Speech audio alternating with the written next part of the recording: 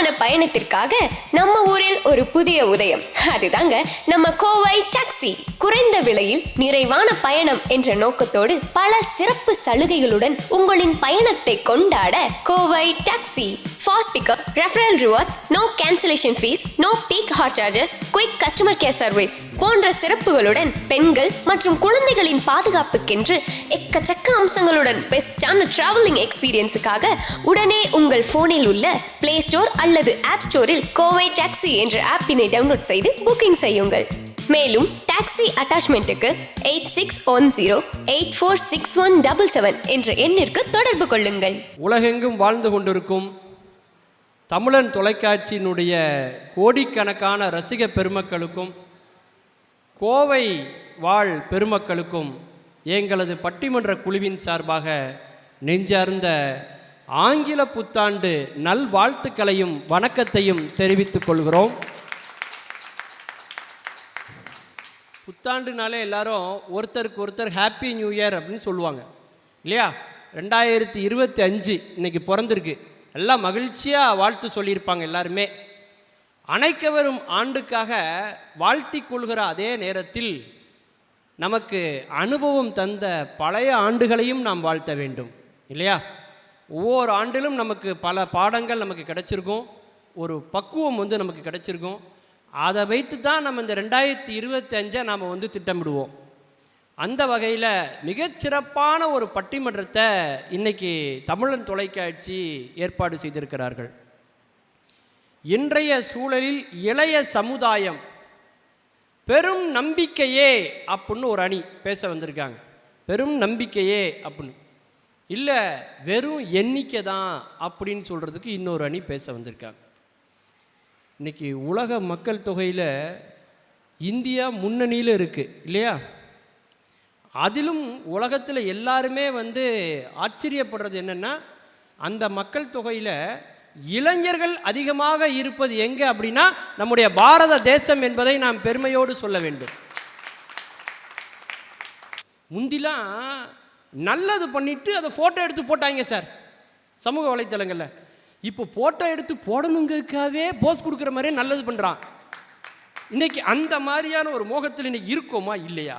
அந்த செல்ஃபி மோகத்தில் இன்றைக்கி நிறைய மாணவர்கள் இருக்கிறான், இளைஞர்கள் இருக்கிறான், அதை பார்க்குறோம். ஸோ அவனால் நாட்டுக்கு ஏதாவது பிரயோஜனம் இருக்குதா? ஒன்றுமே இல்லை, வெறும் எண்ணிக்கையில் தான் இருக்கான் அப்படின்னு பேசுகிறதுக்கு இங்கே 3 பேர் வந்திருக்காங்க. சார், இன்றைய செய்தி என்ன? தலைப்பு செய்தி என்ன? இந்தியாவினுடைய தலைப்பு செய்தி அல்ல, உலகத்தின் தலைப்பு செய்தி என்ன?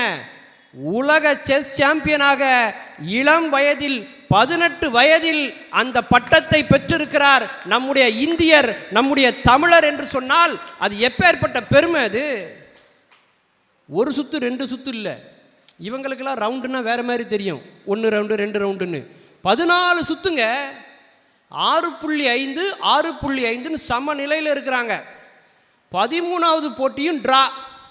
இதுக்கு மேலேயும் ஒருத்தர் ஈடு கொடுத்து அடுத்த போட்டிக்கு போவானா? யோசிச்சு பாருங்க. அந்த இடத்துல தான் அந்த எதிராளி என்ன செய்கிறான்? கொஞ்சம் களைப்பு ஒரு சின்ன சோர்வு ஒரு சிறு தவறு பண்ணுறான். அங்கே ஜெயிக்கிறா சார் நம்ம இளைஞன், உலக பட்டத்தை பெறுகிறான் என்று சொன்னால் அந்த ஒரு இளைஞன் அல்ல, உலக அரங்கில் இந்தியாவை தலை நிமிர்த்தி இருக்கிறானா இல்லையா? இந்தியாவிலேயே அதிக கிராண்ட் மாஸ்டர் இருக்கக்கூடிய ஒரே மாநிலம், முன்னணி மாநிலம் நம்முடைய தமிழ்நாடு என்பதை பெருமைப்பட சொல்கிறோம் என்றால் அதற்கு காரணம் இளைஞர்கள் இல்லையா? இளைஞர்கள் எந்த அளவுக்கு ஆற்றல் மிக்கவர்களாக இருக்கிறார்கள் அப்படின்னு இவங்க பேசுகிறாங்க. ஒரு பக்கம் செல்ஃபி மோகத்தில் இளைஞர்கள் இருக்கான் அப்படின்னா, இன்னொரு பக்கத்தை நவநாகரிக மோகத்தில் இன்னைக்கு திருமணங்கள் அந்த மாதிரி மாறிக்கிட்டு இருக்கிறத பார்க்கும்போது நமக்கு ரொம்ப பயமாக இருக்குது. அந்த காலத்துலலாம் சார், ஒரு பொண்ணு வயசுக்கு வந்தால் என்ன செய்வாங்க? பாவாடை சட்டை தாவணி கொடுப்பாங்க.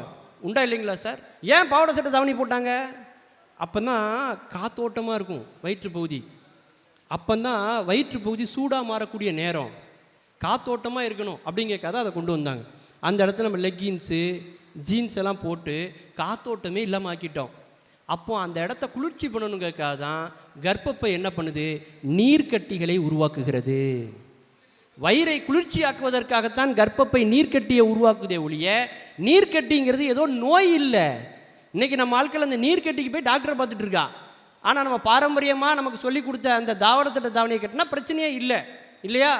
அப்படி இன்னைக்கு பல பண்பாடுகளில் பல மாற்றங்கள் வந்துட்டு இருக்குங்கிறது இவங்க தரப்பு வாதம். யோசிச்சு பாருங்க சார், இன்னைக்கு இருக்கக்கூடிய இளைஞர்களை பற்றி ஒரு பெரிய கவலை என்ன தெரியுமா? அதாவது 1 மணி நேரம் கூட யாரும் காத்திருக்கிறதுக்கு இன்னைக்கு தயாராக இல்லை சார். உண்டா இல்லைங்களா? இதுக்கெல்லாம் நீங்கள் பதில் சொல்லணும், தலையாடிட்டே இருக்கக்கூடாது.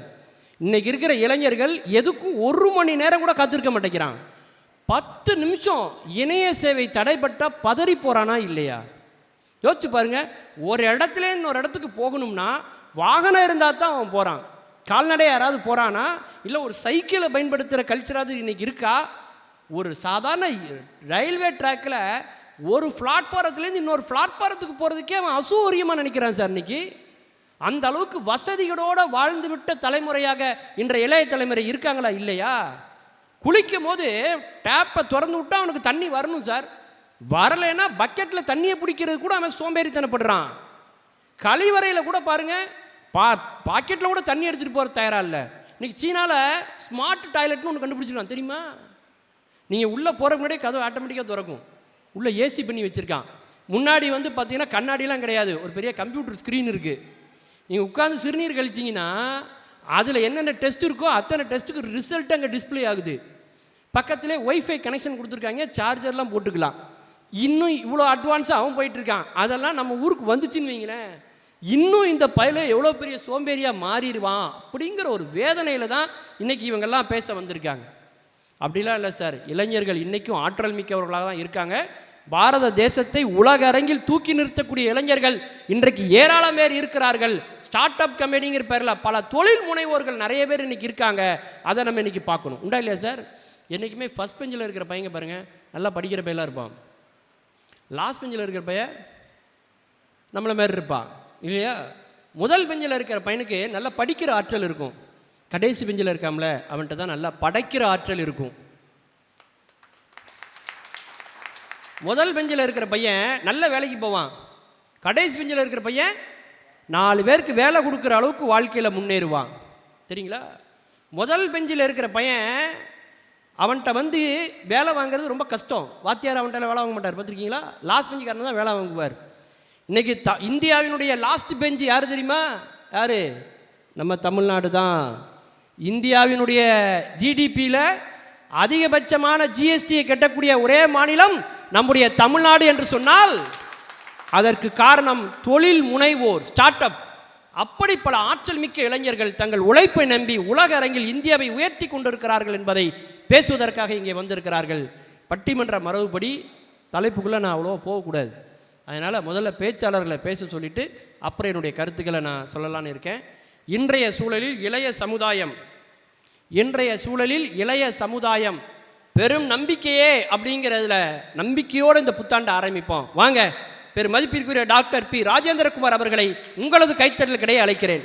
தீங்கொன்று நேராமல் முக்கணனார் சீற்றத்திற்கு மஞ்சிடாது கீர்த்திமிகு கீரனாரின் நேர்மையோடு இந்த இனிய நிகழ்ச்சியினை சீரும் சிறப்புமோடு நடத்தி கொண்டிருக்கின்ற பட்டிமன்ற நடுவர், மதிப்புக்கும் மரியாதைக்கும் உரிய முனைவர் பேராசிரியர் சுப்பையா அவர்களே, மற்றும் இந்த இனிய நிகழ்ச்சியினை கண்டுகளிப்பதற்காக அரங்கத்திற்குள் அமர்ந்திருக்கின்ற தமிழன் டிவி நேயர்கள் அத்தனை பேருக்கும் பணிந்து மாலை வணக்கத்தை உரித்தாக்கி கொண்டு, பெரும் நம்பிக்கையே என்கின்ற தலைப்பில் இன்றைக்கு உரை நிகழ்த்த வந்திருக்கின்றோம். இன்றைக்கு நீங்கள் எடுத்துக்கொண்டீர்களேயானால் இந்த நிகழ்ச்சிக்கு நம்மளுக்கு வரும் முன் மழை வருமோ வராதோ, இந்த நிகழ்ச்சி நடக்குமா நடக்காதா என்று நாம் நிகழ்ச்சி ஒருங்கிணைப்பாளரிடம் அலைபேசியிலே கேட்டு தெரிந்து கொண்டோம்.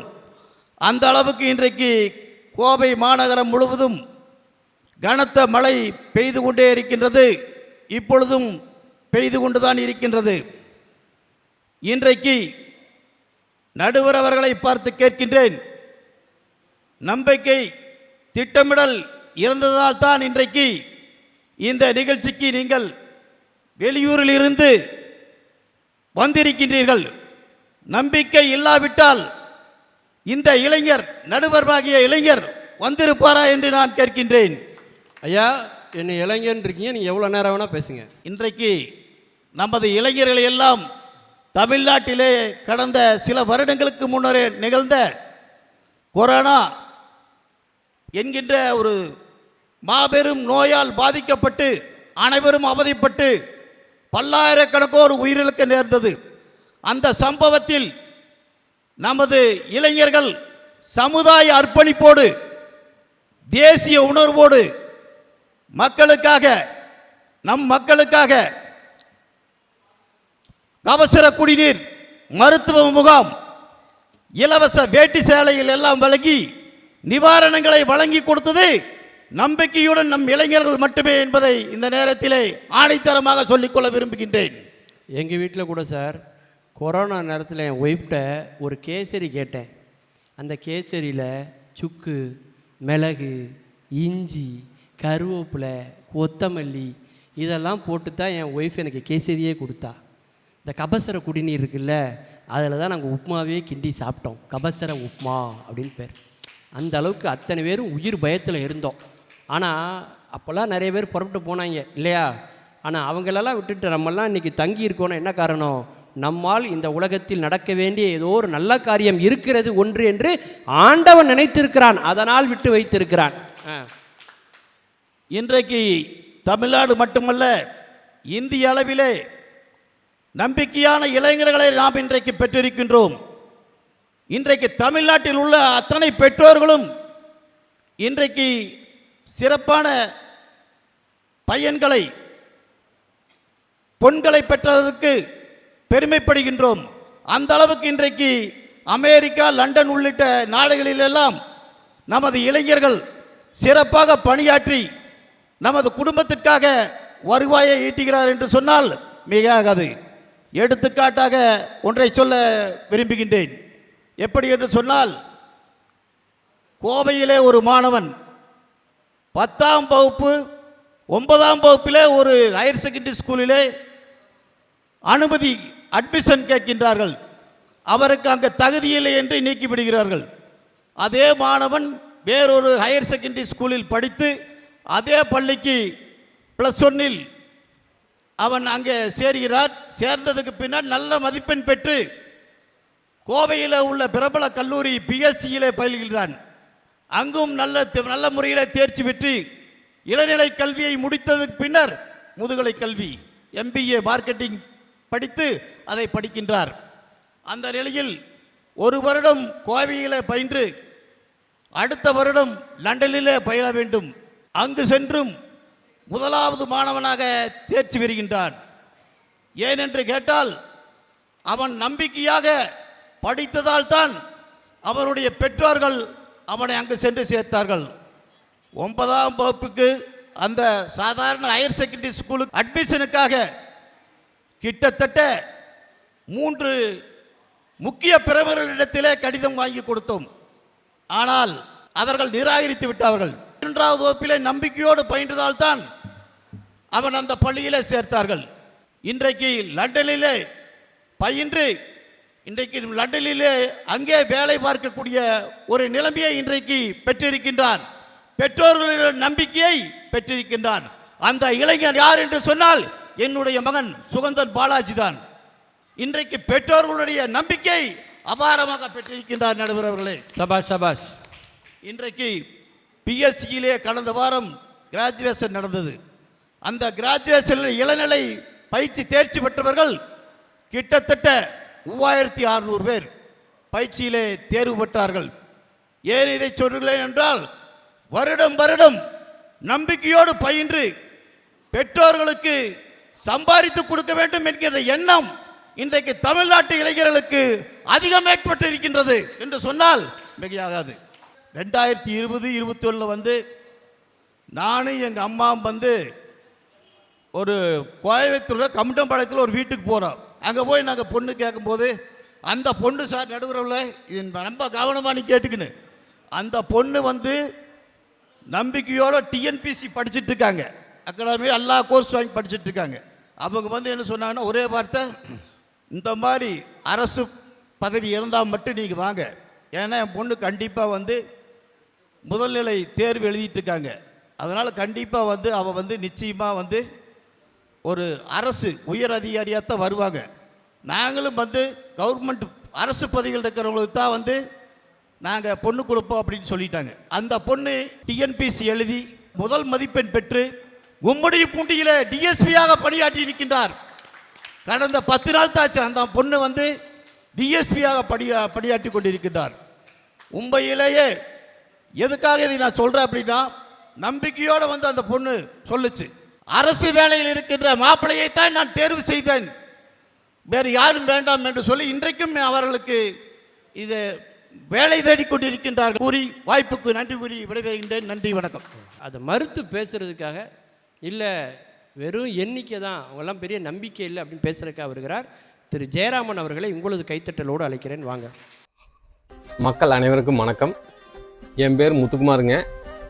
நான் கோயம்புத்தூரில் 15 வருஷமாக லிவி இன்டீரியர்னு கம்பெனி நடத்திட்டு வரேங்க. ஒரு 100 வீட்டுகளுக்கு மேலே இன்டீரியர் பண்ணியிருக்கிறேங்க. கார்பெட் கம்பெனிகளுக்கு பண்ணிட்டு இருக்கிறேங்க, ஷோரூமுகளுக்கு பண்ணிட்டு இருக்கிறேங்க, அதுபோக கடைகளுக்கு பண்ணிட்டு இருக்கிறேங்க. இதுக்கு எல்லாத்துக்கும் காரணம் மக்களாகிய உங்கள் ஆதரவு தான். இந்த ஆதரவு மேலும் மேலும் வளர உங்கள் ஆதரவு தான் விரும்பி கேட்டுக்கொள்கிறேன். இது போக ஆங்கில புத்தாண்டு நல்வாழ்த்துக்களை தமிழன் டிவிக்கு தெரிவித்துக் கொள்கிறேன். நன்றி, வணக்கம். இங்கே குழுமியிருக்கின்ற அனைத்து மக்களுக்கும் என்னுடைய மனமார்ந்த நன்றியை தெரிவித்துக் கொள்கின்றேன். நடுவர் அவர்களே, நான் நம்பிக்கை இழந்து வரவில்லை. இங்கே வந்திருப்பது வெறும் எண்ணிக்கை என்று சொல்லுவதற்கு வெறும் நம்பிக்கை இழந்து வரவில்லை. மீண்டும் சொல்கிறேன், ஏனென்றால் நிகழ்வு அப்படி இருக்கிறது, எங்களை நம்ப வைக்கின்றது அந்த நிகழ்ச்சி. இப்பொழுது நீங்கள் சில பொருளாதார விஷயங்களை நீங்கள் கூறினீர்கள், அதே போல் நான் சொல்லுகிற சில விஷயங்களை நீங்கள் கவனமாக கேட்டுக்கொள்கிறேன். இந்தியன் பாப்புலேஷன் கிட்டத்தட்ட 144 கோடி. அதில் 25 வயதுக்கு உட்பட்டவர்கள் 50% இருக்காங்க. தட் இஸ் 72 கோடி மக்கள் 25 வயசுக்கு கீழே தான் இருக்காங்க. அடுத்தது 35 வயசுக்கு கீழே இருக்கிறவங்கள கணக்கு நம்ம பார்த்தோம்னா கிட்டத்தட்ட 65% 35 வயசுக்கு கீழே இருக்கிறாங்க. சரியா? ஆனால் இந்த 65% இருக்கிற, அதாவது 94 கோடி மக்களில் 30% மக்கள் தான் தகுதி உடையவர்களாக இருக்கிறார்கள். இதை நான் சொல்லவில்லை, இன்டர்நேஷ்னல் மானிட்டரி ஃபண்ட் அவங்க இதை பற்றி டிஃபைன் பண்ணிருக்காங்க. அந்த ப்ரொஃபஸர் ஜாக்ஸ் அவர் பேர், அவர் சொல்லியிருக்காரு. அவர் ஏன் இந்தியாவை பற்றி பேசுகிறான்னு சொன்னான்னா, இன்டர்நேஷ்னல் மானிட்டரி ஃபண்டு அவர் அதை பற்றி டிஸ்கஸ் பண்ணுறப்போ, இந்தியாவை பற்றி பேசக்கூடிய சூழ்நிலை வரப்போ அதை பற்றி அவர் சொல்கிறாரு. ஸோ நம்மளுடைய ஏன் இந்த நிலைமை என்பது அவரே விளக்கமாக சொல்லுகிறார். அவர் என்ன சொல்கிறாருன்னா, சரியான முறையில் பாடத்திட்டங்கள் இந்தியாவில் இல்லை என்று சொல்கிறார். அறிவுத்திறனை மேம்படுத்த வேண்டும் என்ற எண்ணம் மாணவர்களிடம் இல்லை என்று கூறுகின்றார். அதற்கு மேலே டெக்னிக்கல் சேலஞ்ச், புதுமை அடிக்கடி தோண்டிக்கொண்டே இருக்கிறது. அந்த புதுமையை இவர்களால் கோப்பப் பண்ண முடியவில்லை என்று மிக அழகாக சொல்கிறார். இதையெல்லாம் பார்க்கும் பொழுது அவர் சொல்வது உண்மை என்றது தெரிகின்றது. ஜனத்தொகை கூடிச்சுன்னா நேச்சுரே ஜனத்தொகை அழிச்சிரும்னு சொல்லுவாங்க. ஆப்டிமம் பாலிசி அது என்ன தெரியுமா சொல்லுது? ஏப்பா ஜனத்தொகை ஏறினா என்னப்பா பிரியம், 2 கைகள் இருக்குப்பா ஒருத்தங்கிட்டையும், அந்த உழைப்பு மேம்படுத்தாதா? ஆனால் இந்தியாவில் உழைக்க வேண்டும் என்ற எண்ணம் 30% மக்களிடம் இருக்கிறது என்று IMF சொல்லுகிறது, நான் சொல்லவில்லை. சரி, இதுக்கு என்ன தான் வழி இருக்குது? இதை எப்படி தீர்க்க வழின்னா, நல்லதொரு கல்வி திட்டம், நல்லதொரு டிசிப்ளின் கொண்டு வர வேண்டும். இப்பொழுது சமீபத்தில் பள்ளிக்கூடத்திலெல்லாம் நாங்கள்லாம் படிக்கிறப்போ வாத்தியாரை அங்கே பார்த்தாவே நாங்கள்லாம் இங்கே போய் ஒழிஞ்சிக்குவோம். அப்படிலாம் நாங்கள் பயந்துகிட்டு இருந்தோம். இப்போ வாத்தியாரை பார்த்தான்னு வச்சுங்க, அட பாப்பா அப்படின்னு சொல்லிட்டு போயிட்டுருக்கோம். ஸோ இந்த சூழ்நிலையில் அவன் பள்ளிக்கூட ஆசிரியர் கூட மாணவனை திருத்துவதற்கு சற்றே பயப்படுகிறார். எதுக்கு இதை சொல்ல வருகிறேன் என்றால், மக்களிடம் தேவையான ஒழுக்கம், கட்டுப்பாடு அவைகள் இல்லாமல் இருக்கிறது என்பதை தான் நாங்கள் வருத்தத்தோடு தெரிவித்துக் கொள்கின்றோம். ஸ்மார்ட் இந்தியன் ஹேக்கத்தலான் அப்படின்னு ஒரு நிகழ்ச்சி நடந்தது. அதில் நம்ம பிரைம் மினிஸ்டர் மோடி பேசுகிறாரு. அப்போ அவர் சொல்கிறாரு, டெக்னிக்காலிட்டிஸில் நிறைய சேஞ்சஸ் வந்துகிட்டு இருக்கு, புதுமை புதுக்குத்த வேண்டும். அதற்கு இளைஞர்கள் ஒழுங்காக கவனிக்க வேண்டும். அந்த புதுமை புகுத்தலை இளைஞர்கள் ஊக்குவிக்க வேண்டும். அவர்கள் முன்னின்று அந்த புதுமையை ஏற்றுக்கொள்ள வேண்டும். அப்பொழுதுதான் இந்தியா சிறப்பாக இருக்கும் என்று சொல்லுகிறார்கள். அதை நாங்களும் வழிமொழிகிறோம். எனவே தான் நான் சொல்லுகிறேன், அவர்கள் வெறும் எண்ணிக்கை மட்டும். என்றாவது ஒரு நாள் அவர்கள் திருந்துவார்கள், நல்ல முறையில் வரும். மற்ற உலக நாடுகளை விட இந்தியா சிறப்பான நாடாக இருக்கும் என்ற நம்பிக்கையோடு வென்று வேறு வழி இல்லாமல் வெறும் எண்ணிக்கை என்று கூறி நான் உங்களிடம் விடைபெறுகிறேன். வணக்கம். அருமையாக பேசுனீங்க, சுருக்கமாக பேசுனீங்க ஐயா. அன்னைக்கெல்லாம் இப்போ பேப்பரை பார்க்குறோம், ஆசிரியர் திட்டினார், மனமுடைந்த மாணவன் தற்கொலை, பேப்பரில் வருதா இல்லையா சார்? அப்படிலாம் இருந்திருந்தா நாமெல்லாம் பீரியடு தற்கொலை பண்ணணும், நிமிஷத்துக்கு நிமிஷம் தற்கொலை பண்ணணும். உண்டா இல்லையா? யோசிச்சு பாருங்கள். ஆசிரியர் என்பவர் வழிநடத்தக்கூடியவர். என்றைக்கு ஆசிரியர் கையிலேருந்து நம்ம பெரம்ப பிடுங்கிட்டோமோ அப்போமே போலீஸ் கையில் லத்தியை கொடுத்துட்டோம் இல்லையா? ஒரு மூங்கில துளையிடும் போது துயரப்படக்கூடிய மூங்கில் புல்லாங்குழலாக ஒரு நாளும் புறப்பெடுக்கவே பெருக்கெடுக்காது. அந்த வலியை தாங்கும் போது அது புல்லாங்குழலாக மாறுது, இல்லைன்னா அது பாடை மூங்கிலாக போயிடுது. ஒரு மாணவன் பாடும் புல்லாங்குழலாக வரணுமா அல்லது பாடை மூங்கிலாக போகணுமாங்கிறது அந்த வலியை அவன் தாங்குறானா இல்லையாங்கிறத வச்சிருக்கு. இன்றைக்கி ஹோம்ஒர்க்கு செய்யலைன்னு ஒரு வாத்தியார் ஒரு பையனை அடித்தார்னா அவ்வளோதான், அவர் குடும்பம் நாளைக்கு நடுத்தருக்கு வந்துடும். அந்த அளவுக்கு இன்றைக்கி ஆசிரியருடைய கைகள்லாம் கட்டப்பட்டிருக்கே, அப்போ எப்படி இளைஞர்களை வழிநடத்த முடியும்னு வேதனையை கொட்டிட்டு போயிருக்கார். இதுக்கெல்லாம் பதில் சொல்லணும்னா உங்கள் மண்ணினுடைய மைந்தர், மிகச்சிறந்த பேச்சாளர், என்னுடைய ஆற்றல் மிக்க அருமை சகோதரர் திரு பிரசாத் அவர்களை உங்களது கைத்தட்டலோடு அழைக்கிறேன். வாங்க. வணக்கம், மோகன் ஆடிட்டர் கணபதியிலேருந்து பேசுகிறேங்க. 15 இயர்ஸாக இந்த ஃபீல்டில் இருக்கேன். இது வரைக்கும் சப்போர்ட் பண்ணி கொண்டு வந்த என் கஸ்டமர்ஸுக்கும் இனிமேல் வரப்போகிற கஸ்டமர்ஸுக்கும் என் நன்றி, அன்பார்ந்த நன்றி. இந்த விருதை கொடுக்குற தமிழன் டிவிக்கும் என் அன்பார்ந்த நன்றி. பரிதாபத்திற்குரிய எதிரணி நண்பர்களுக்கும், நல்ல வேலை நடுவர் அவர்கள் என்று பாராட்டிற்குரிய எனதனி நண்பர்களுக்கும், ஆரவாரமாய் கேட்டு மகிழ்ந்து கொண்டிருக்கின்ற அனைத்து ஆடியன்ஸுகளுக்கும், இங்கே அனாதையா ஒருத்தர் இருக்கனே, எல்லாவற்றிற்கும் மேலாக தமிழும் சுவையும் போல அழகும் அறிவும் ஒரு சேர கொண்ட நடுவர் அவர்களே, மனசை தளர விடாதீங்க சார். இனிமேல் எல்லா பட்டிமன்றத்தையும் நீங்கள் இருப்பீங்க. அனைவருக்கும் எனது நெஞ்சார்ந்த வணக்கத்தை தெரிவித்துக் கொள்கின்றேன். இல்லைங்களா? சின்ன புள்ள வெல்லாம வீடு வந்து சேராது. இது கிராமத்தில் இருக்க சொலவடை இல்லைங்களா? ஆமாம். சின்ன புள்ள வெல்லாம வீடு வந்து சேராது. அதுக்கு உண்மையான அர்த்தம் என்ன தெரியுங்களா? சின்ன பிள்ளைகள் ஒரு செயலிலே இறங்கினால் வெல்லாமல் வெற்றி பெறாமல் வீடு வந்து சேர மாட்டார்கள்.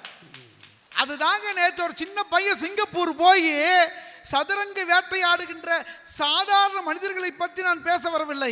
சதுரங்கத்தையே வேட்டையாடி இந்தியாவிற்கு உலக அளவிலே ஒரு தமிழன் பரிசு வாங்கி கொடுத்துள்ளான் என்றால் அதுதாங்க ஒரு சாதனை.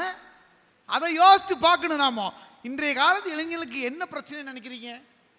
மதிப்பெண்ணும் தன்னை மதிக்காத பெண்ணும் தான். ஆனால் அந்த அரியரையும் ஆசையும் கடந்து தன்னோட கெரியரை பில்டப் பண்ணிக்கிறான் பார்த்தீங்களா இன்றைய இளைஞன். அதை யோசித்து பார்க்கணும் நடுவர் அவர்களே. குழந்தை பிறக்கும் பொழுதே குவா குவாந்து அழுகோ, குறிக்கோளே வாழ்க்கை, குறிக்கோளே வாழ்க்கைன்னா குழந்தையே பிறக்குது.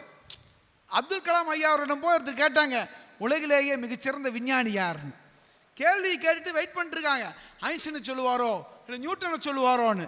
அப்போ அப்துல் கலாம் ஐயா அவர்கள் அழகாக சொன்னார், உலகிலேயே மிகச்சிறந்த விஞ்ஞானி குழந்தைகள் அப்படின்னு. ஆக அப்பேற்பட்ட இளைஞன் இன்றைக்கு நம்பிக்கையோடு தான் இருக்கின்றான் எல்லா விதத்திலையும். காதலை கூட எப்படி சொல்கிறான் தெரியுங்களா? ஒருத்தன் சொன்னான் பாருங்க, நான் உன்னை பார்த்து லைக் செய்ததை நீ ஏன் உன் ஃப்ரெண்டிடம் ஷேர் செய்தாய்? அவள் உன் அப்பாவிடம் ஃபார்வேர்ட் செய்து என்னை டேக் செய்து டெலிட் செய்து விட்டார். நீங்கள் சொன்னீங்க சோம்பேறிகள், இளைஞர்கள் சோம்பேறிகள்னு. உண்மையாகவே பில்கேட்ஸிடம் கேட்டாங்க, நீங்கள் யாரை அதிகம் விரும்புகிறீர்கள்னு. நான் விரும்புவது சோம்பேறிகளினார். கேள்வி கேட்டு அதிர்ச்சி ஆயிட்டார். ஏன்னா அந்த சோம்பேறி தான் ரொம்ப சீக்கிரத்தில் விடையை கண்டுபிடிச்சு போயிடுவான். என் பில்கேட்ஸ் வேகமாக வளர்வதற்கு காரணம் சோம்பேறிகள் சொல்லியிருக்கார்.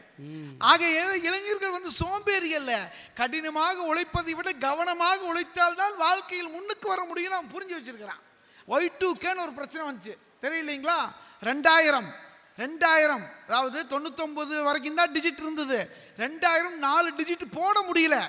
கம்ப்யூட்டர் உலகமே ஸ்தம்பித்து போய் நின்றது.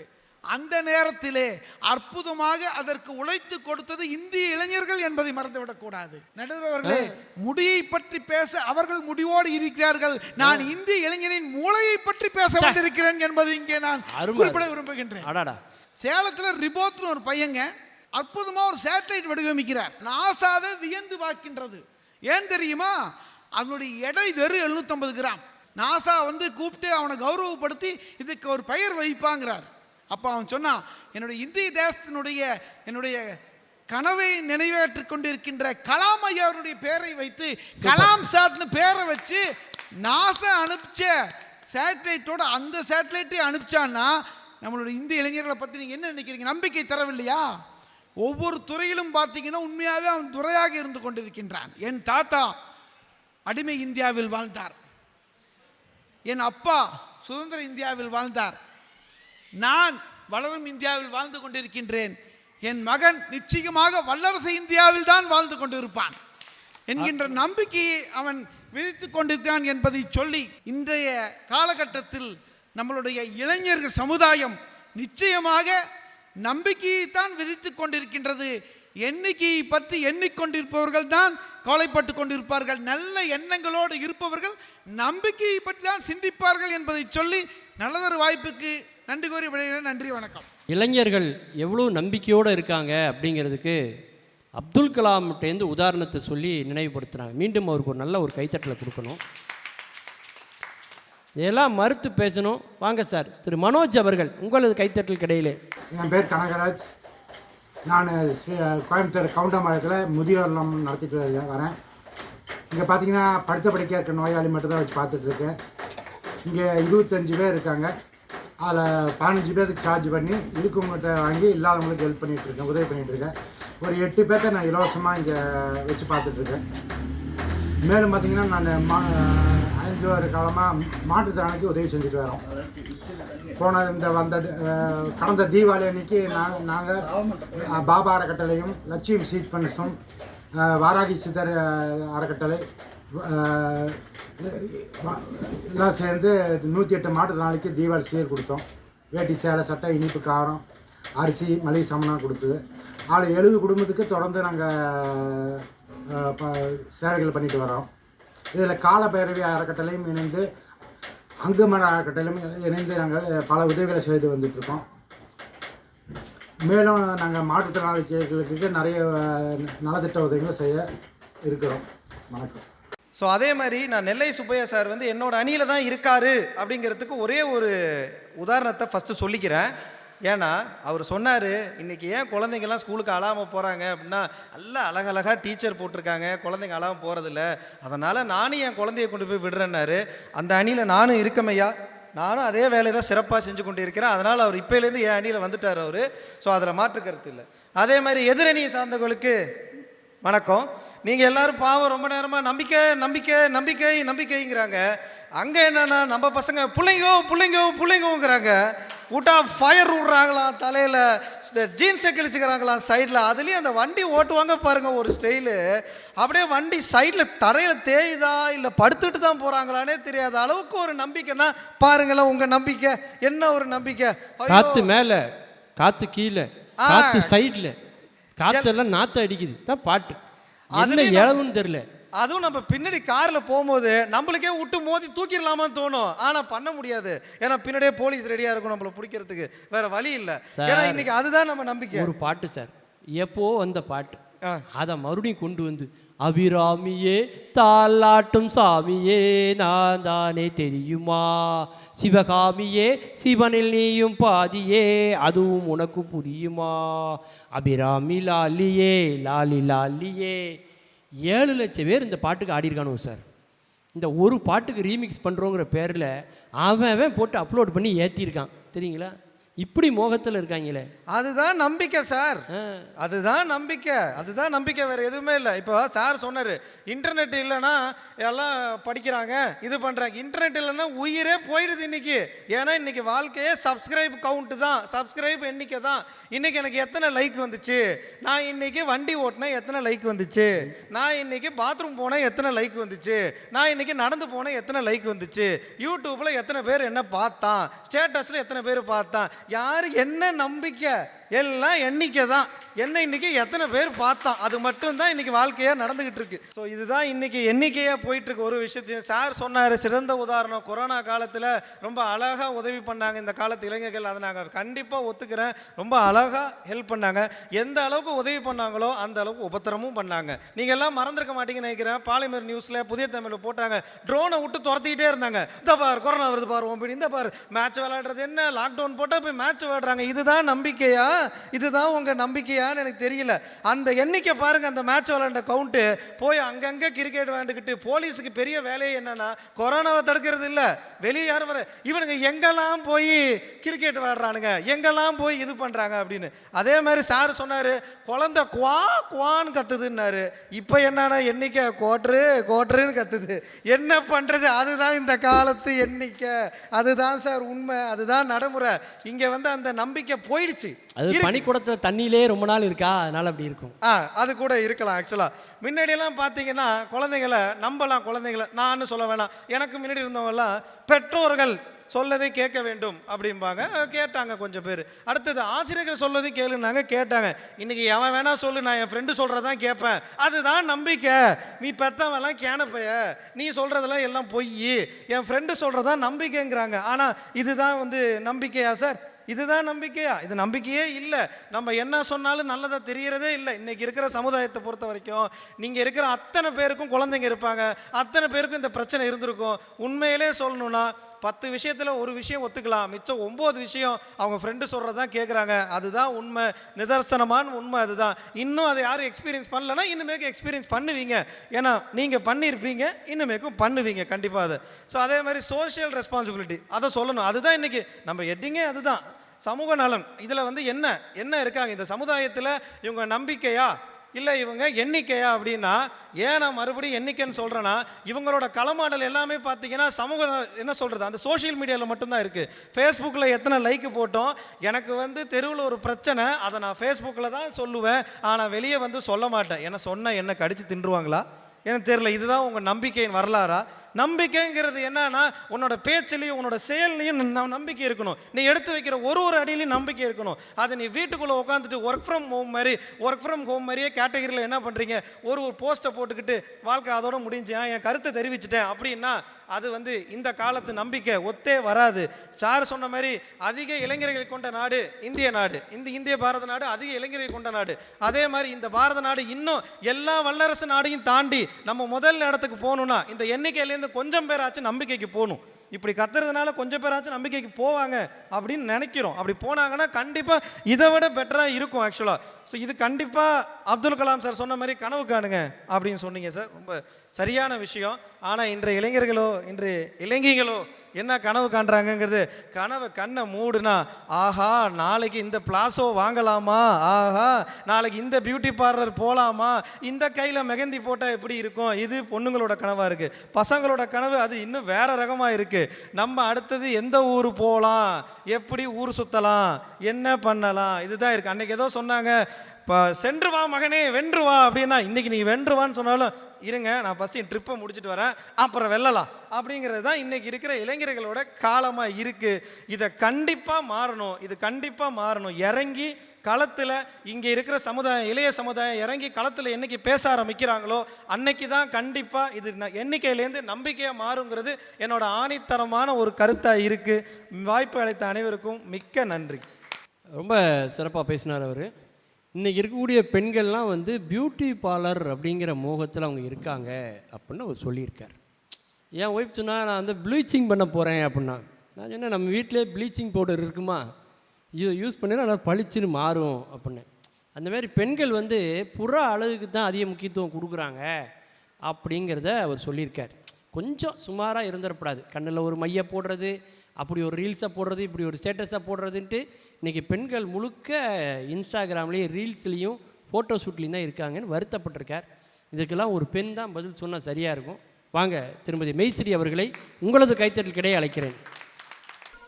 வணக்கம் நண்பர்களே, நான் உங்கள் ஆலந்துறை மல்லிகராஜ் ஆரம்பம் பேசுகிறேன். பொருளாதார பாதுகாப்பு ஆலோசகர். நிதியும் நிதி சார்ந்த சேவையை மட்டும்தான் நான் 1998 சிறப்பாக செஞ்சுட்டு வந்துட்டு இருக்கேன் நண்பர்களே. மட்டுமல்ல, இப்போ இந்திய சூழலில் ஆயுள் காப்பீடு, மருத்துவ காப்பீடு, பொது காப்பீடு சேவைகளை சிறப்பாக செய்து கொண்டிருக்கிறேன். இந்திய சூழலில் எல்லாருக்குமே காப்பீடு என்பது அவசியமான ஒன்று. அதை வலியுறுத்தி தான் இந்த பதிவு நான் உங்களுக்கு கேட்டேன். இந்த பதிவு செய்யணும்னாக்கா என்னோட நம்பரை நோட் பண்ணிக்கோங்க. 9043344447 நம்பர்களே. என்னை நன்றாக இறைவன் படைத்தனன், தன்னை நன்றாக தமிழ் செய்யுமாறு எனது தமிழன்னைக்கு முதல் வணக்கம். சூழ்கின்ற பண்பெல்லாம் கோவையில்தான், சுவையெல்லாம் பணிவெல்லாம் கோவையில்தான்.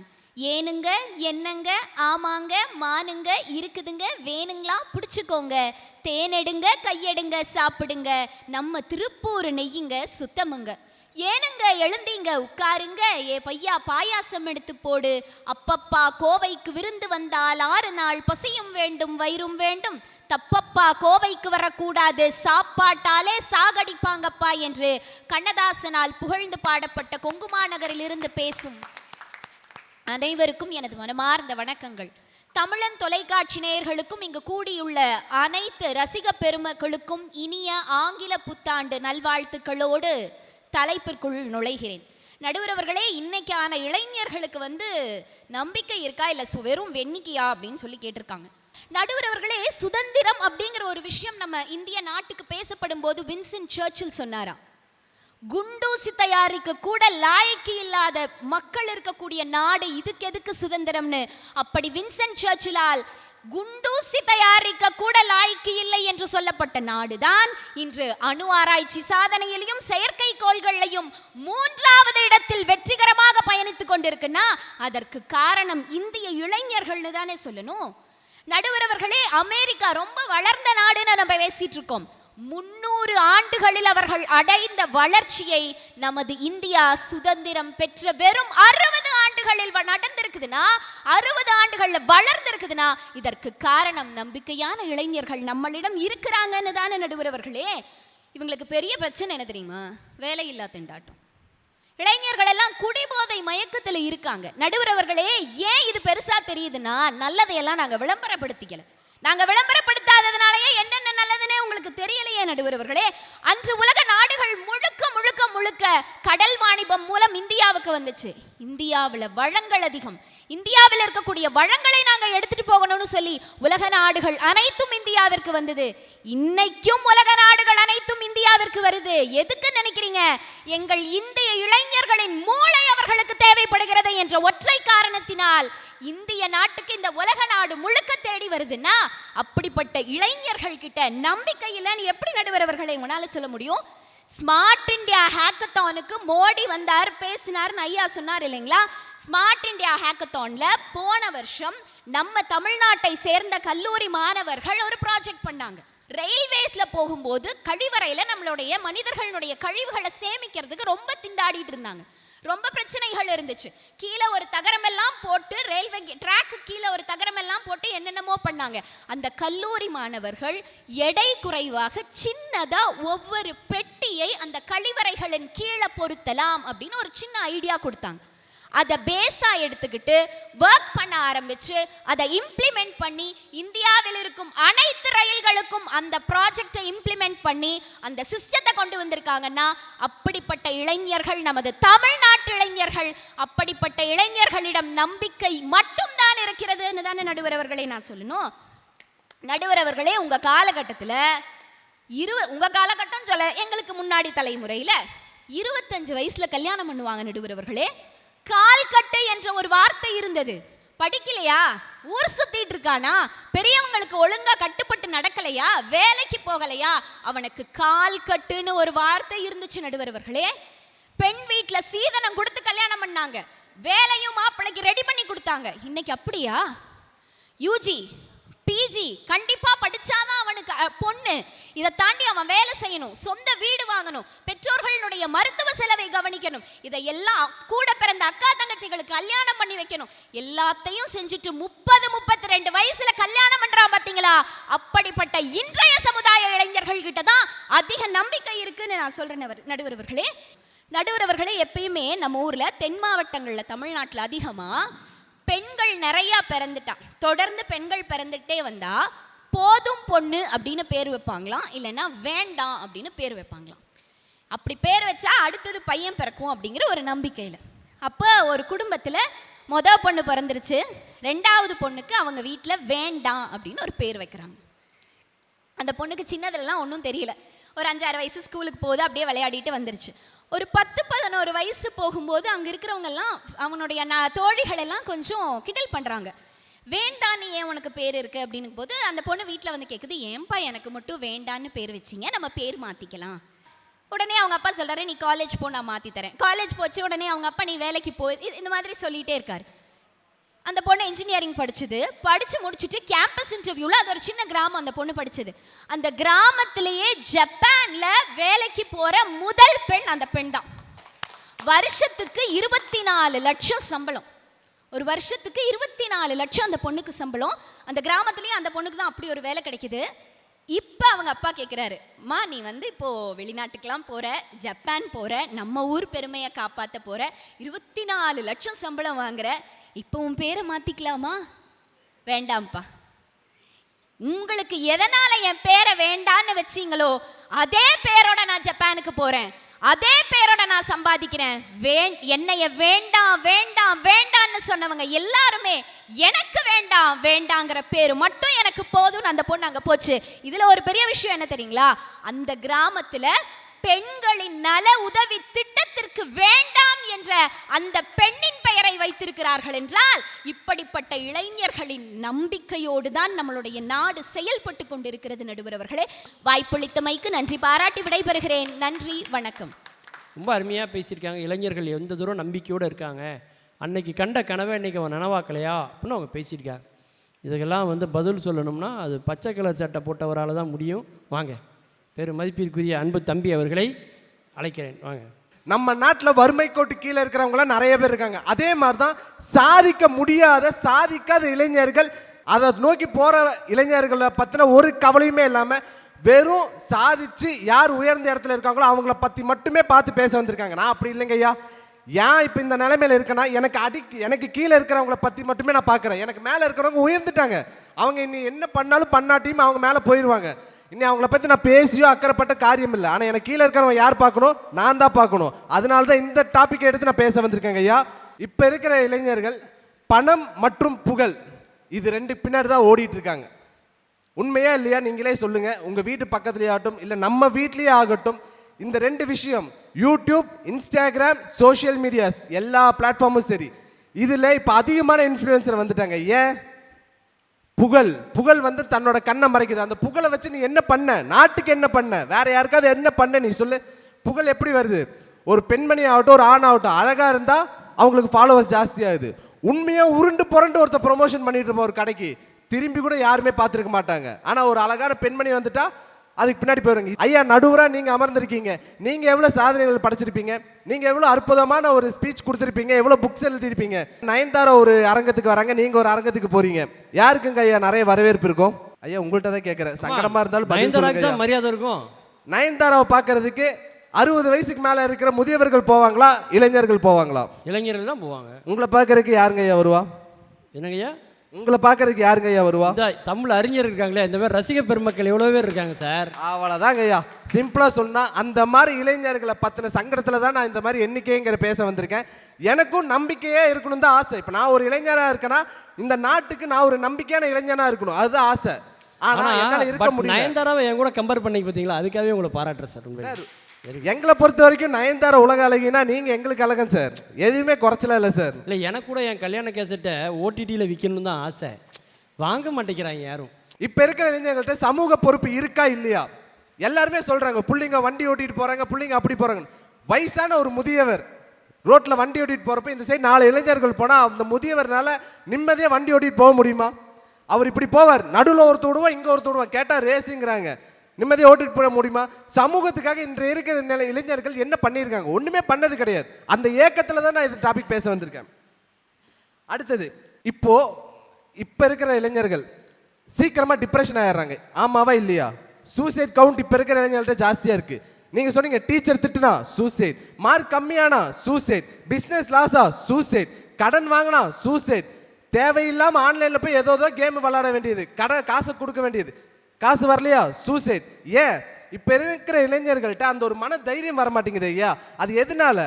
எல்லாமே இப்போ இருக்கிற டெக்னாலஜி டெவலப்மெண்ட் வந்து நீ என்னதான் உலகத்தை நல்லபடியாக பண்ணாலுமே மக்களை வந்து இன்னுமே அந்த டிப்ரெஷனுக்குள்ளே வச்சிருக்கு. அந்த டிப்ரெஷன் வந்து ஓவராகி தான் தப்பான முடிவுகள் எடுக்கிறாங்க. ஸோ இன்றைய இருக்கிற இளைஞர்கள் வந்துட்டு ஒரு ஃபிக்ஸடாக ஒரு நம்பிக்கை அவங்களுக்கே கொடுக்க முடியாதப்போ எப்படி நாட்டுக்கோ இல்லை சமுதாயத்துக்கோ அவன் குடும்பத்துக்கோ கொடுக்க முடியும்? யோசிச்சு பாருங்க. அவனுக்கே எனக்கே இப்போ நம்பிக்கை இல்லை, நான் இங்கே வந்து பேசுவேங்கிற நம்பிக்கை எனக்கே இல்லைன்னா நான் பேசுவேன் நடுவருக்கு எப்படி நம்பிக்கை வரும்? இவன் நல்லா பேசுவான்னு ஆடியன்ஸ்க்கு எப்படி நம்பிக்கை வரும்? யாருக்குமே வராது. கரெக்டாக அவங்க எப்படி நாட்டுக்கு நம்பிக்கையாக இருப்பாங்க? இப்போ நடுவர் நீங்கள் சொன்னீங்க செல்ஃபி மோகம் வந்துருச்சு அப்படின்னு. ஐயா, செல்ஃபி மோகம் வந்து முன்னோக்கி போயிடுச்சு. இப்போ நீங்கள் செல்ஃபின்ட்டிங்கன்னா பூமர்ன்றுவாங்க ஐயா. இப்போ வந்து ஃபில்டர் ஆயிடுச்சு. ஒரு ரீசெண்டாக ஒரு ஸ்டோரி, இன்ஸ்டாகிராம் ஃபில்டர் யூஸ் பண்ணி ஒரு லேடி வந்து ஒரு ரீல்ஸ் போடுறாங்க ஐயா. அதை பார்க்கறதுக்கு 1008 இளைஞர்கள் போயிட்டாங்க. அதில் ஒரு இளைஞர் வந்து அந்த லேடி மேலே வந்து ரொம்ப இம்ப்ரெஸ் ஆகி கமெண்ட்டெல்லாம் நிறைய போட்டு கமெண்ட்லேயே லவ் பண்ண ஆரம்பிச்சிட்டாங்க. லவ் பண்ணி அட்ரஸ்லாம் வாங்கி அந்த பொண்ணை பார்க்க போகிறாங்க. பொண்ணை பார்த்தோன்னா அந்த பையனுக்கு ரொம்ப பிடிச்சிருச்சு, கூட்டிகிட்டு ஓடி போயிட்டாங்க. அந்த பொண்ணுக்கு வயசு 65, அந்த பையனுக்கு வயசு 18. கோர்ட்டில் கேஸ். ஐயா நம்ம தப்பாக சொல்லிட்டுன்னா அவங்க வந்து இளைஞராக தான் இருக்காங்க, ஃபில்டர் போட்டிருக்காங்க ஐயா, அதை மறந்துடாதீங்க. கோர்ட்டில் கேஸ் போடுறாங்க. யார் போடுறான்னு பார்த்தீங்கன்னா 75 வயதான அந்த பெண்மணியோட கணவர் வந்து கேஸ் போடுறாங்க. என் பொண்டாட்டி எழுதிட்டு போயிட்டான். அந்த ஜட்ஜோட நிலைமையை யோசிச்சு பார்த்தீங்களா? 18 வயசு பையன், 65 வயசு குமரி. வேற எதுவும் நான் சொல்ல விரும்பல, குமரி. ஜட்ஜோட நிலைமையை யோசிச்சு பாருங்க. தலபாடாக அடிச்சுக்கிட்டார். இதெல்லாம் ஒரு கேஸ்ன்னு சொல்லி கொண்டு வந்திருக்கீங்களாடான்னு சொல்லிட்டு அந்த பையனை கூப்பிட்டு அவங்க அப்பா அம்மா, அந்த பையனோட அப்பா அம்மா வேற வந்திருக்காங்க. இதை கோர்ட் வந்து முடிச்சு விட்டுருச்சு. இதை எடுத்து டிவி சேனலில் ஒரு பெரிய ஒரு விவாதமாக வச்சுட்டாங்க. இதுக்கு பட்டிமன்றத்துக்கு கூட்டம் வருது இல்லையா, விவாதம் பார்க்கறதுக்கு கூட்டம் வந்துருச்சு இந்த கேஸை பார்க்கறதுக்கு. அந்த அளவு நம்ம இளைஞர்களை வந்து மோகத்தில் ஆழ்த்தி வச்சிருக்கிறது இந்த ஃபில்டர் மோகம். அதுக்கப்புறம் QR கோடு, ப்ரீ வெட்டிங் ஷூட். நாங்கள் சொல்கிறதுக்கு முன்னாடி தலைப்பு நீங்கள் வந்து எனக்கு ரிசல்ட் நீங்களே சொல்லிட்டீங்க. ஒரே ஒரு விஷயம், முக்கியமான விஷயங்க. ஃபஸ்ட்டு ஸ்பீக்கர் பேசினார், அதையே ஃபாலோ பண்ணி 3வது ஸ்பீக்கரும் பேசினாங்க. வெளிநாட்டில் வேலை கிடச்சி ப்ரௌடு. எனக்கு அவர் பையனை தான் சொன்னார்னு நினைக்கிறேன். நிறைய இளைஞர்கள் இன்றைய காலகட்டத்தில் தமிழ்நாட்டு இளைஞர்கள் வெளிநாட்டில் வேலை செய்கிறாங்க. இது நம்ம நாட்டுக்கு ப்ரௌடா என்ன நினைக்கிறீங்க? தமிழ்நாட்டில் இருக்கிற நல்ல இளைஞர்கள், நல்ல அறிவுபூர்வமான இளைஞர்கள் வந்து வெளிநாட்டில் போய் வேலை செஞ்சு அங்கே சம்பாரிச்சு கொடுக்குறாங்க. GST கட்டுறது தமிழ்நாட்டில் அதிகம். நீங்கள் அதே அந்த இளைஞர்கள் நம்ம இந்தியா நாட்டுக்கு வந்துட்டாங்கன்னா எல்லா மாநிலமும் GST அதிகமாக கட்டும், நம்ம நாடும் வல்லரசு ஆகும். நான் ஆசைப்படுறது என்னன்னா, எண்ணிக்கையாக இருக்கிற இளைஞர்கள் நம்பிக்கையாக மாறிட்டாங்க அப்படின்னா கலாம் கண்ட கனவு நனவாகும், நம்ம நாடும் வல்லரசாக மாறுங்கிறத என்னோட ஆசை. வாய்ப்புக்கு நன்றி கூறி விடைபெறுகிறேன். நன்றி, வணக்கம். மிகச்சிறப்பாக பேசிய சகோதரர் முகமது சமீர் அவர்களை மீண்டும் ஒரு முறை இந்த சபை கைத்தட்டி பாராட்ட கடமைப்பட்டிருக்கிறது. 2 பக்கமும் பேசிட்டாங்க. அதுலேயே அவர் கரெக்டாக சொன்னார், வறுமை கோடு அப்படிங்கிறது சொன்னார் அவர். எந்த ஒரு பிளேடாலும் சுரண்ட முடியாத ஒரு கோடு அது வறுமை கோடு. இன்னும் சொல்லப்போனால் சுரண்டியதுனால தான் வந்ததே அந்த வறுமை கோடு. அந்த மாதிரி நீங்கள் அந்த 2% இளைஞர்கள் சாதிக்கிறத வச்சு நீங்கள் முடிவு பண்ணாதீங்க அப்படின்னு அவர் சொல்லியிருக்கார். இப்போ 2 பக்கம் பேசிட்டாங்க. இப்போ தீர்ப்பு கொடுக்கணும். ஆண்கள் எல்லாருக்குமே எப்போவுமே ஒரு பரந்த மனசு உண்டு சார். கல்யாணத்துக்கு முன்னாடி எல்லா பெண்களையுமே அவங்க விரும்புவாங்க. அது தாயாக இருக்கலாம், சகோதரியாக இருக்கலாம், மனைவியாக இருக்கலாம், எல்லாரையுமே விரும்புவாங்க. கல்யாணத்துக்கு அப்புறம் அந்த எண்ணிக்கையில் ஒன்று மட்டும் குறையும். நான் சொல்கிறது புரியும்னு நினைக்கிறேன் இல்லையா? கல்யாணத்துக்கு முன்னாடி பார்த்தீங்கன்னா அவன் சொல்லுவான், ஏய் நான் ஆஃபீஸில் இருக்கேன்டா, வீட்டில் வந்ததுக்கப்புறம் ரிலாக்ஸாக பேசட்டுமா அப்படின்பா. கல்யாணத்துக்கு அப்புறம் சொல்லுவான், டேய் நான் வீட்டில் இருக்கேன்டா, ஆஃபீஸில் வந்து கூலாக பேசட்டுமா அப்படின்பா. அந்த அளவுக்கு இருக்கிற பயலை ஃபுல்லாக டென்ஷனாக்கி விட்றதெல்லாம் யார் அப்படின்னா அந்த குடும்பத்தில் அவங்க கொடுக்குற டென்ஷன். இன்றைக்கி அப்படி இருக்கா இல்லையா? இவங்க தரப்பில் என்ன சொல்கிறாங்க, எவ்வளவு இளைஞர்கள் இன்றைக்கி சாதிச்சிட்ருக்கான். அக்னிபாத் விமானப்படையில் சேர்வதற்கான ஆள் சேர்ப்பில் 3000 வேக்கன்சி. அதுக்கு விண்ணப்பித்தவங்களுடைய எண்ணிக்கை 5 லட்சம் பேர் என்று சொன்னால் எவ்வளவு இளைஞர்கள் நம்பிக்கையோடு இருக்கிறார்கள் யோசிச்சு பாருங்க. எறும்புக்கு மருந்து வாங்கிறதுக்காக நான் கடைக்கு போனேன். என் மகளையும் அழைத்து கொண்டு போனேன். என் மகள் சொன்னால், நம்ம வீட்டில் உள்ள எறும்புக்கெல்லாம் உடம்பு சரியில்லையாப்பா என்று கேட்டாள். நான் மருந்து வாங்காமலேயே திரும்ப வந்து விட்டேன்.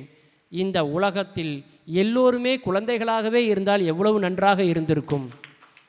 இந்த உலகம் எனக்கானது மட்டுமல்ல, இந்த பல உயிர்களுக்குமானது அந்த வீடு என்பதை என் மகள் எனக்கு உணர்த்தினாள் என்பதை நான் பெருமையோடு சொல்லிக் கொள்கிறேன். ஒரே ஒரு செய்தியை சொல்லி நான் தீர்ப்புக்கு வரேன். ஒரு சிற்பி என்ன பண்ணால், தத்துரூபமாக சிலையை செய்யக்கூடிய ஆற்றல் உடையவன் அந்த சிற்பி. அவன் ஒரு ஜோசியர்கிட்ட போய் கேட்டிருக்கான், என் கடைசி காலம் எப்போ அப்படின்னு. அவர் சொல்லியிருக்காரு, இன்னும் ஒரு 4 நாளில் ஞாயிற்றுக்கிழமையில் நீ கிளம்பிடுவே அப்படின்ட்டார். அவனால் தாங்கவே முடியல. ஏன்னா குழந்தை பருவத்தை பற்றியே குழந்தை பருவம் பார்த்திங்கன்னா பிறந்த நாளையே யோசிச்சுக்கிட்டே இருக்கும். குழந்தைகள்லாம் பார்த்திங்கன்னா பிறந்த நாளை யோசிச்சுட்டே இருக்கும், அடுத்த பிறந்த நாள் எப்போ வரும். பிறந்த நாளை பற்றி நினைப்பது குழந்தை பருவம். நாம் எப்போ இறக்க போகிறோங்கிற அந்த நாளை நினச்சிட்டே இருக்கிறது முதுமை பருவம். இருக்கிற ஒவ்வொரு நாளையும் வாழ வேண்டும் என்று நினைப்பதுதான் இளமையினுடைய இளமை பருவம் என்பதை மறந்துவிடக்கூடாது.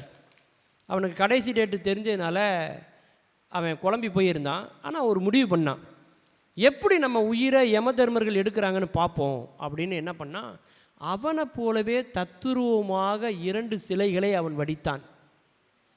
வடித்து அந்த சிலையில் இருப்பதைப் போலவே அவனும் ஒரு சிலையாகவே நின்றான். யமதூதர்கள் வராங்க, வந்து பார்க்குறாங்க, இதில் யார் ஒரிஜினலு யார் டூப்ளிகேட்டுன்னு தெரியல, இதில் யார் உயிரை எடுக்கிறதுனே தெரியல, குழம்பி போய் திரும்ப போயிடுறாங்க மேலே. அப்போ மேலே சிவபெருமான் சொல்லி அனுப்புகிறார், மனிதர்களிடத்திலே ஒரு பலவீனம் உண்டு, அதை வைத்து யார் ஒரிஜினல் என்பதை தெரிந்து கொள்ளலாம்ங்கிறார். அவன் மறுபடியும் வரான், வந்துட்டு அவன் சொல்கிறான், இந்த 3 சிலையில் 2 தான் ஒரிஜினல் மாதிரி தெரியுது, 1 டூப்ளிகேட் மாதிரி தெரியுதே அப்படிங்கிறான். உடனே ஒரு கலைஞன் இல்லையா, ஒரு படைப்பாளி இல்லையா, அவனுடைய படைப்பை குறை சொன்னால் அவனால் தாங்க முடியுமா, அந்த நான்கிற எண்ணம் வரும் இல்லையா. அவன் சொல்கிறான், யார் சொன்னது அப்படி, யார் சொன்னது அப்படி, 3 சிலையிலும் ஒரு வித்தியாசம் கூட யாராலும் கூறவே முடியாது அப்படின்னு நான் பாருங்க, முடிஞ்சு போச்சு கதை. அவன் யாருன்னு தெரிஞ்சு பிடிச்சி கொண்டு கூட மேலே கொண்டு போயிட்டான் இல்லையா. அந்த மாதிரி இளைஞர்களிலே ஒரு சில குறைபாடுகளோடு இருக்கிறார்கள் என்பது உண்மை. ஆனால் அதை மாற்று கருத்து இல்லை. ஆனால் இளைஞர்கள் திசை மாறி போனாலும் கூட அவர்களை திட்டமிட்ட பாதைக்கு கொண்டு போகக்கூடிய ஆற்றல் மிக்க இளைஞர்கள் இன்றைக்கும் இருக்கத்தான் செய்கிறார்கள் இல்லையா. மதுபான விளம்பரமாக அதில் நான் நடிக்க மாட்டேன் என்று சொல்லி மிகப்பெரிய இளைஞர்களுக்கு உதாரணமாக இருந்த சச்சின் டெண்டுல்கரும் இந்த மண்ணிலே தான் இளைஞராக இருந்து கொண்டிருக்கிறார் என்பதை மறந்துவிட முடியாது இல்லையா. அப்படி எத்தனையோ உதாரணங்களை நாம் சொல்லிக்கொண்டே போகலாம். இந்த புதிய புத்தாண்டு எல்லோருக்கும் வாழ்க்கையில் பல வெற்றிகளை தரட்டும் என்று வாழ்த்தி, இன்றைய இளைஞர்களுடைய பாதை திட்டமிட்ட பாதையாகத்தான் இருக்கிறதே தவிர திசை மாறிய பாதையாக இல்லை என்பதையே தீர்ப்பாக வழங்க வேண்டும் என்ற நோக்கத்தில் அவர்கள் வெறும் எண்ணிக்கையாக மட்டுமல்ல, இன்றைக்கு அவர்கள் பெரும் நம்பிக்கையாகவும் இருக்கிறார்கள் என்பதையே தீர்ப்பாக வழங்கி உங்களிடமிருந்து நாங்கள் விடைபெறுகிறோம். மீண்டும் அனைவருக்கும் ஆங்கில புத்தாண்டு நல்வாழ்த்துக்களை கூறி விடைபெறுகிறேன். நன்றி, வணக்கம்.